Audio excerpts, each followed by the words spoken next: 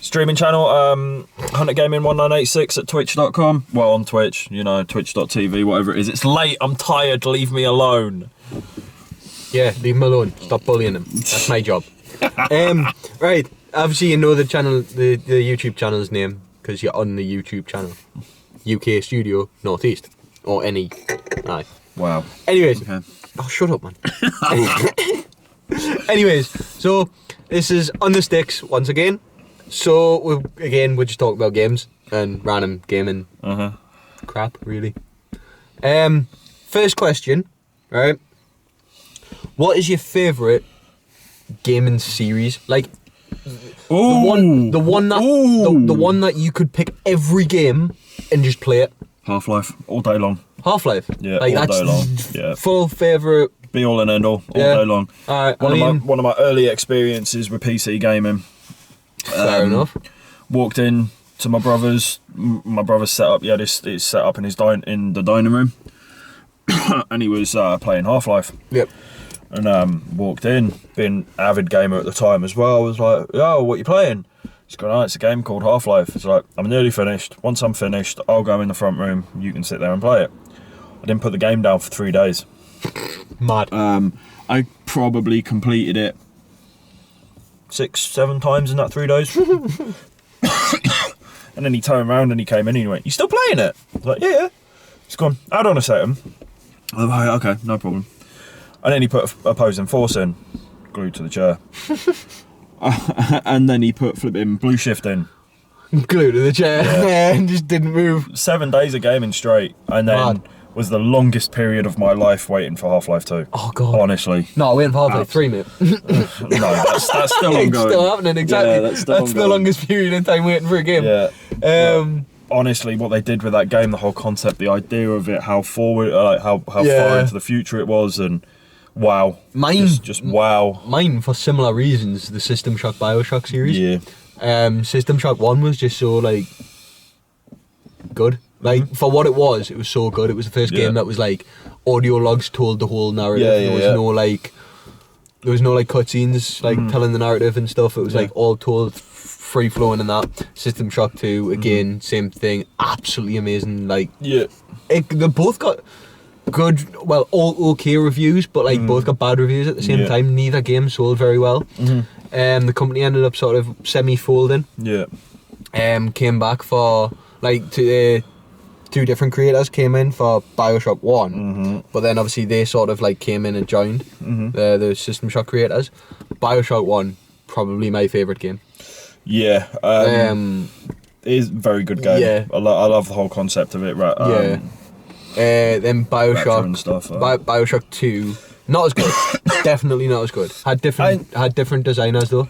Had different actual makers. I enjoyed the whole Big Daddy scene, like the whole Big Daddy sort of like idea of it. I sort of did and didn't. The Big Sisters and stuff. I like the reason I like the Big Sisters was they were sort of semi-reason to get your ass kicked as a Big Daddy. Yeah. But like, let's be honest, they were the only reason you could get your ass kicked. Throughout the entire sort of like first game, it was like Big Daddies are scary. They're horrible bastards who and like then you annihilate you. Then you become one at the end, and you're quite overpowered against the splicers at that point.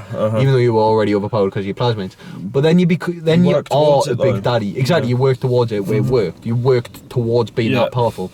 Then, when you were a Big Daddy in the next one, okay, you're sort of a prototype of the ones that are there now. However, you should still be way more powerful than the standard splicer. And the standard splicer can do a hell of a lot of damage to you. I mean, alright, maybe it's not an easy or whatever. Like, Bioshock's always been a game that FPS's on PC, always been a first time normal, then hard. And I've never been an easy. No. That was always console gaming, because I was never... I think the reason why Big Daddy, you were so vulnerable as a Big Daddy in Half-Life, sorry guys. Bioshock 2, I said, it's late, I'm tired. In Bioshock 2 was because obviously you were a prototype, you weren't...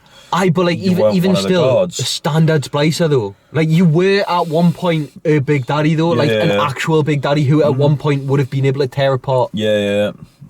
I don't know. Maybe it was just design a concept. Yeah, but like because you were designed only just after the events of the first game happened. Because the second game's set 10 years later, anyways. It is like. And you're only 10 years old as a prototype. But come on, how can you judge a studio, like their ideas that went from number 2 to Infinite? Infinite was far better.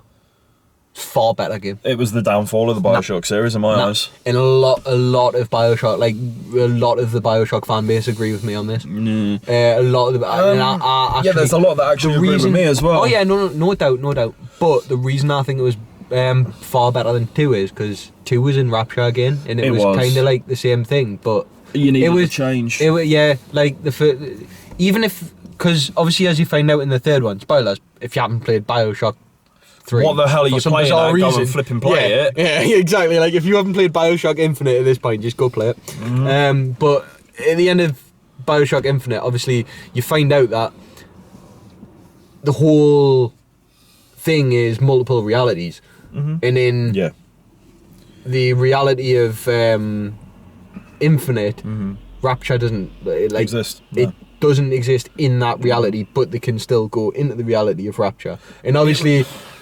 Booker turns out to be like part of the whole thing. Turns out to be Comstock at the end, and like that thing. And then if you go down another story through one of the other towers, it's Booker gets sent, like is on the plane that you're in the first game and all that, and the whole thing's interlinked and that. And like I like that idea because you see there's so many of the other towers. Yeah, it was just the ending. It was the ending that I didn't enjoy at all.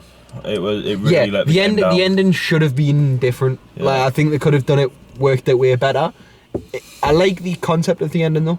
I love the idea of there being so many of the different lighthouses. Yeah. Because you start all 3 games at a lighthouse. You do, yeah. So it just works perfectly. It does. Then I'll give you that. Bioshock 4 has to start at a lighthouse. I swear to God, if they change that, right, I'm going to kill someone. They have to change that, and they can't change that. Let's just hope Sierra doesn't buy them out, because then it'll be a rule of 3. Oh God, no. Well, it'd be a rule of 4, I mean, actually, it comes out next year, doesn't it? Yeah, I know. System Shock 3 comes out this year, though. That is a game I'm so looking forward to. So, my turn for the question. Yep. Fighting games. Favorite fighting games? So are you talking about like hand-to-hand combat games, like Mortal Kombat, Street Fighter, Tekken, yeah. I'm assuming, right, so does this include the likes of UFC and WWE? It includes... They're fighting games. Well, I wouldn't say UFC, I wouldn't say WWE. Okay. I would say anything up to UFC. Probably UFC, actually. It's probably the UFC 3 is probably the one I've played the most. I mean... Well, it's the one that I've consistently went back to the most. I've only had the game for a month, but on UFC 2, for example, and the Undisputed games, I would play them for a little bit and then probably not go back to them for another month, and then maybe play them for a couple of hours and then not go back to them for a while. Whereas with this, the amount of the Go to Korea modes I've done, like every day I do a new Go to Korea mode because I can, and it's fun. Well, why not? Why not? Mine is it's a little childhood favourite, which I shouldn't have even been playing, but Mortal Kombat, yeah. I was never a fan. So, as a child, I was more of a Tekken fan. Yeah, as a child, I didn't grow up in the most like richest family or anything like that, right? So, our holiday destination of choice was Blackpool. So, what we used to do is like once a year, twice a year, we used to go down to Blackpool. Basically, go down there for a week and a half, 2 weeks. You weren't rich and you were going down to Blackpool twice a year. Yeah. You lucky bastard. And that's more than I got. During walks down, I must have been about 11, you know. Walks down the beach, and we'd always walk past arcades. And the biggest arcade machine at the time was Mortal Kombat. And I used to walk around with my mum and then sneak off and go and spend half an hour on Mortal Kombat until my mum found out, and then obviously, you know, I'd get shouted at and told I can't play that game again until the next time we were there. So that's been the most influential one for me. Obviously played through so many of them. With work and stuff, I haven't been able to play like 11 yet, but it's one of those things. Fair one. I've got 2 sort of things related to what you've just said there. Yeah. Blackpool. When me, mum, my auntie and cousin went down, my mum absolutely rinsed the claw machines. She just emptied the claw machines. Seriously, like my mum, my auntie, I think it was both of them, just absolutely went and rinsed all the claw machines in it was the Blackpool Tower, that arcade. Absolutely rinsed all the claw machines in there. Funny story about the Blackpool Tower, but we'll keep that for a different podcast. Aye. But about fighting games, Tekken Tag Team Tournament was the first one that I played. Where you unlock the bowling. It was good. That was quality. Yeah, it was. I love that game. My mum was amazing at that. Like, she was just amazing at that one game. Yeah. It was like, she used to like Halo as well, when Xbox came out. No, like, that was sort of, like, Halo and Tekken, one of the two games that she liked. Right, next question. It's your turn. I do have a question to end it on. Alright, well, go on your question, because we haven't got long left. No, true. This is just short video, this one. Favourite horror game? Favourite horror game? Favourite horror game or series? Oh, God. Do you know what it is? It's a really, really tough one. I like the Outlast series, but I wouldn't say it's my favourite. Nah, I wasn't that keen on it. Yeah, I like Alien Isolation. Again, I wouldn't say it's my favourite, though. It's a really difficult one, picking a favourite horror game. Yeah, that's why I said it. I've got mine. Do you know what it is? It's going to be really controversial because I know this game flopped like mad. Doom 3. No, it was a good game. Do you know what it is? Yeah. That game was the first game where I actually got scared. Not had a fright. Yeah. Like, when I went to bed later that night, I mean, really probably shouldn't have been playing it at like 11 years old, because that game at the time was scary. But I remember there's a part near the start where you first get the shotgun, if you're stupid enough to go pick it up, and the lift just drops down. That is so sudden the first time it happens. And like, I'm not joking, right? The way my bedroom used to be when I was like, back then I had a bunk bed, but it was a metal frame bunk bed. Yeah. In front of that I had a computer desk on my computer, and I had like me chair. My mate was sitting, I think he was lying just on the bed, like just watching over my shoulder, and I was sitting like obviously like playing the game and that. And that part happened, right? And no joke, I was actually behind him by the time I died. Like, it's the only time I've actually got a genuine fright at a game. But then later that night, I woke up having a nightmare about the exact same situation. Right, so my one is... Sorry, were you finished? Yeah. Yeah, my one is Fear 2, Project Alma. Oh, God, yeah. Some moments in that, like. So, basically, it's another one of my brothers. Like, another one for my brother. Yeah. Walks in, see him playing the game. Oh, what are you playing? Project Alma. Play it when I'm finished. Aye, no problem. So, back in the day when Dolby 5.1 surround sound systems were massive. My dad was out at work at the time, so my brother was like, switch it on, see what you think. I'm like, oh, okay, no problem. So I turned it on, right?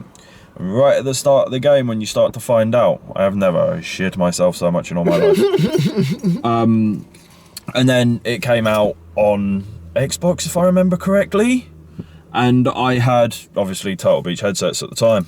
They weren't the best, but back in the day, they were still good. They were enough to make you scared. Turtle Beach, I remember the Turtle Beach X20s or whatever the ones, the 20 quid ones that you get from Asda. I used to love them. That's what it was. I got them for the microphone, because the microphone was insane. It was good.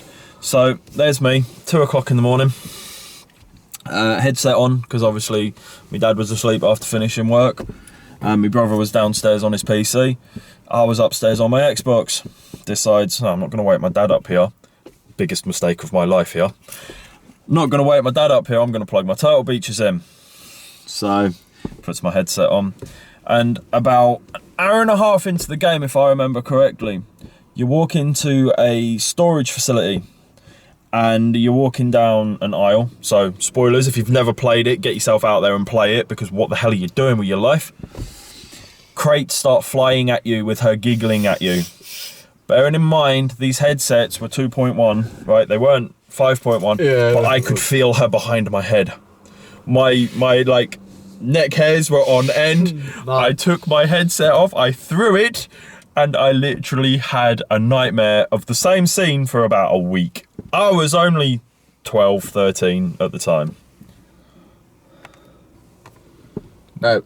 Yeah. We're going to wrap it up here. Yeah, because the camera is about to die. We've just realised. And I'm exhausted, so I need my bed. Oh, shut off.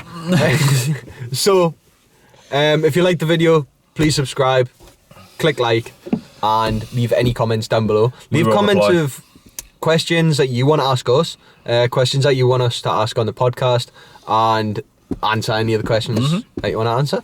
Yep, no problem. Bye.